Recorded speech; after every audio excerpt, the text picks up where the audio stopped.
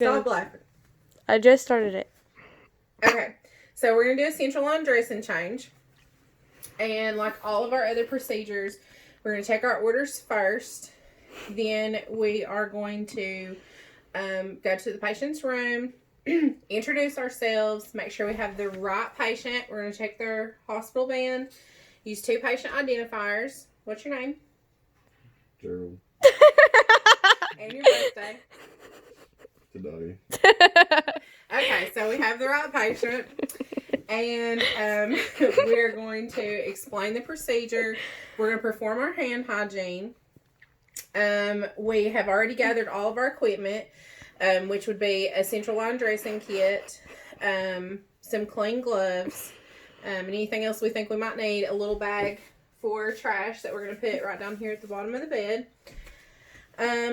So once we've performed our hand hygiene, we've assessed our patient, his mental status, level of consciousness, just his overall appearance, and everything's good. We are going to open our central line dressing kit. We're going to put a mask on the patient.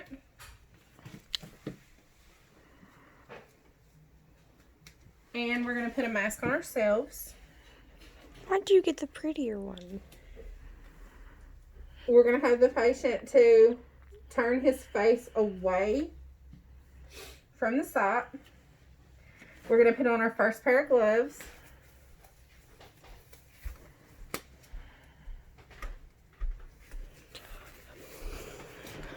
Then we are going to remove the dressing and the stabilization device from the central line. So you want to hold the skin taut and peel the dressing away in the direction of the insertion so that you don't pull it out. And you can use alcohol swabs to help this sticky stuff come off a little easier. So we're going to put that in the garbage. We are going to inspect the site. We're going to, at this point, it looks good. We're going to remove our gloves. I'm going to pretend because I don't have another pair. We've removed our gloves and we've performed hand hygiene. And then we're going to put on our sterile gloves. So once we've done this, we're going to use our non-dominant hand. I'm right-handed, so I'm going to use my left hand. And we would hold this up vertical. And we would use a chlorhexidine swab to clean back and forth and up and down for at least 30 seconds. And we're going to let that air dry. You don't want to wave or anything like that because it's supposed to be sterile.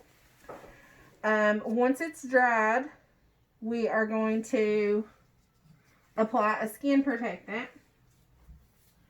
And we're going to let that dry. This would go in the garbage, but once it's dry, then we are going to apply the chlorhexidine gluconate patch, and the slit should go over the central line. We should put our stabilization device on, and then